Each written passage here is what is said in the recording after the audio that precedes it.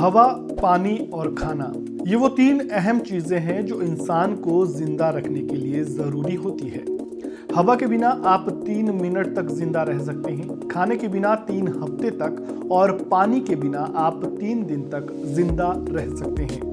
एक आम नियम के तौर पर इसे रूल ऑफ 3 को माना जाता है और ये वो नियम है जो इंसानों को जिंदा रहने के 3 प्रमुख बिंदुओं पर प्रकाश डालता है। मोटा माटी देखा जाए तो यही नजर आता है, लेकिन कुछ मामलों में ये अलग अलग व्यक्ति की सहनशीलता के स्तर पर भी निर्भर करता है। उसकी बॉडी को क्या आवश्यकता है, इस बात पर निर्भर करता है। इसमें जिस पर सबसे ज्यादा चर्चा इन दिनों हो रही है वो है पानी।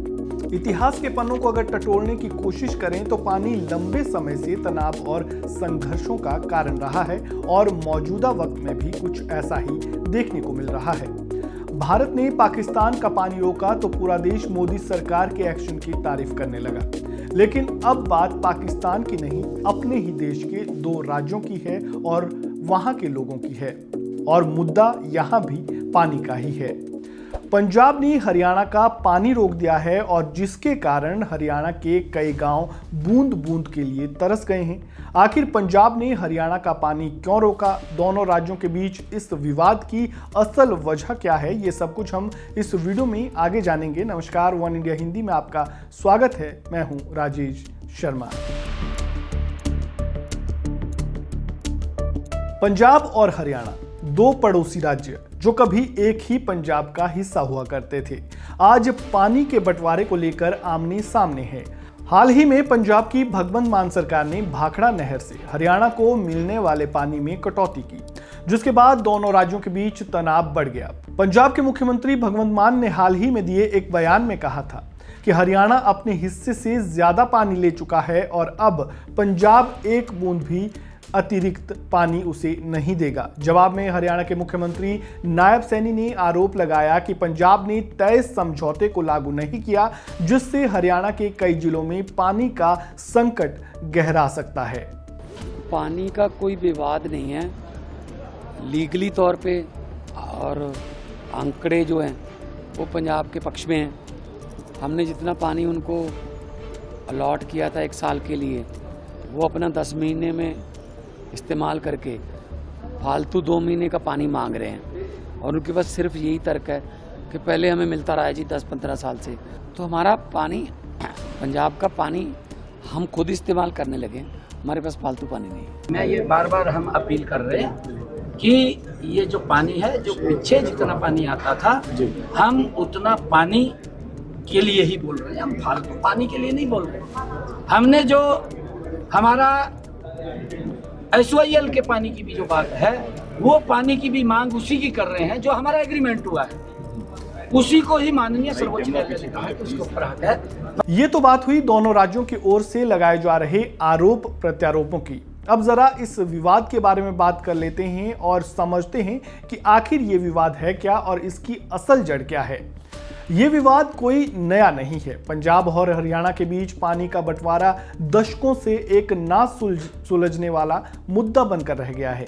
खासकर सतलुज यमुना लिंक, जिसे आप SYL के नाम से भी जानते हैं। SYL और भाखड़ा नहर को लेकर अक्सर पंजाब और हरियाणा आमने सामने आ ही जाते हैं, लेकिन इस बार भाखड़ा नहर के पानी की कटौती ने मामला कुछ ज्यादा ही गर्मा दिया है। अगर इस विवाद को समझने की कोशिश करें तो हमें इतिहास के पन्नों को टटोलना होगा। भाखड़ा नहर सतलुज नदी पर बने भाखड़ा बांध से निकलती है, जिसे 1908 में सर लुइस डेन ने प्रस्तावित किया था। उस वक्त लुइस डेन ने ब्रिटिश हुकूमत को प्रस्ताव भेजा था। तब पैसों की कमी का हवाला देकर यह प्रोजेक्ट ठंडे बस्ते में डाल दिया गया था। सन 1947 में देश आज़ाद हुआ और आज़ादी के बाद 1948 में डैम को बनाने का काम शुरू हुआ। 1948 से 1963 तक चले निर्माण में 13,000 मजदूरों और 300 इंजीनियरों ने काम किया। इसकी कमान अमेरिकी विशेषज्ञ हार्वे स्लोकम को दी गई थी। 245.28 करोड़ की लागत से बने इस बांध का उद्देश्य सतलुज ब्यास घाटी में बाढ़ को रोकना, 10 मिलियन एकड़ खेतों की सिंचाई और 1325 मेगावाट बिजली उत्पादन करना था।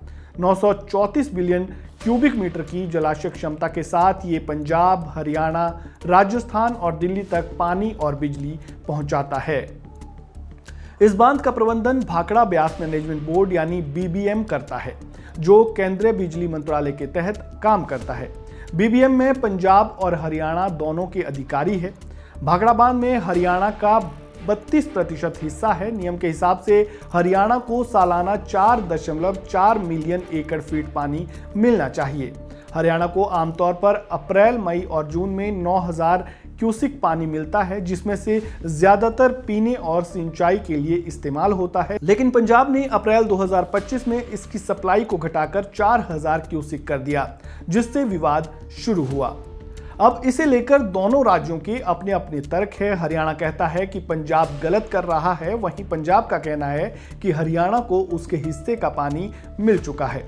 वहीं इस मुद्दे पर विशेषज्ञों का क्या कहना है वो भी समझते हैं। ईटीवी भारत को दिए एक इंटरव्यू में जल संसाधन विशेषज्ञ प्रोफेसर अशोक गुलाटी ने बताया कि पंजाब और हरियाणा दोनों ही पानी की कमी से जूझ रहे हैं और इसकी मुख्य वजह है दोनों राज्यों की ओर से अपनाई जाने वाली गलत फसल नीतियां। दोनों राज्यों में धान और गन्ने जैसी फसलें उगाई जा रही है, जिसमें सिंचाई के लिए बाकी फसलों के मुकाबले ज्यादा पानी की आवश्यकता होती है, जबकि भूजल स्तर तेजी से गिर रहा है। अगर इस मुद्दे का हल निकालना है तो बीबीएम को दोनों राज्यों के साथ मिलकर एक पारदर्शी सिस्टम बनाना होगा। अगर दोनों राज्य पानी की खपत वाली फसलें उगाते रहे तो 2030 तक सतलुज का प्रवाह 25% तक कम हो सकता है। ऐसे में इस मुद्दे पर राजनीति करने के बजाय ये जरूरी है कि दोनों राज्य इस मुद्दे को हल करने पर जोर दें, क्योंकि इसका सीधा असर दोनों राज्यों की आम जनता को भुगतना पड़ रहा है। इस वीडियो में फिलहाल इतना ही। आपका इस पूरे मामले पर क्या कहना है, कमेंट बॉक्स में अपनी राय जरूर दें। जानकारी अच्छी लगी हो तो वीडियो को लाइक करें, शेयर करें, चैनल को सब्सक्राइब करें और खबरों से जुड़े ताज़ा अपडेट के लिए बेल आइकन को दबाना बिल्कुल ना भूलें। धन्यवाद। पानी का कोई विवाद नहीं है लीगली तौर पे, और आंकड़े जो हैं वो पंजाब के पक्ष में हैं। हमने जितना पानी उनको अलॉट किया था 1 साल के लिए, वो अपना 10 महीने में इस्तेमाल करके फालतू 2 महीने का पानी मांग रहे हैं। और उनके पास सिर्फ यही तर्क है कि पहले हमें मिलता रहा है जी 10-15 साल से, तो हमारा पानी, पंजाब का पानी हम खुद इस्तेमाल करने लगे, हमारे पास फालतू पानी नहीं है। मैं ये बार बार हम अपील कर रहे हैं कि ये जो पानी है, जो पीछे जितना पानी आता था, हम उतना पानी के लिए ही बोल रहे हैं, हम फालतू पानी के लिए नहीं बोल रहे। हमने जो हमारा SYL के पानी की भी जो बात है, वो पानी की भी मांग उसी की कर रहे हैं जो हमारा एग्रीमेंट हुआ है, उसी को ही माननीय सर्वोच्च न्यायालय ने कहा है कि उसके ऊपर हक है।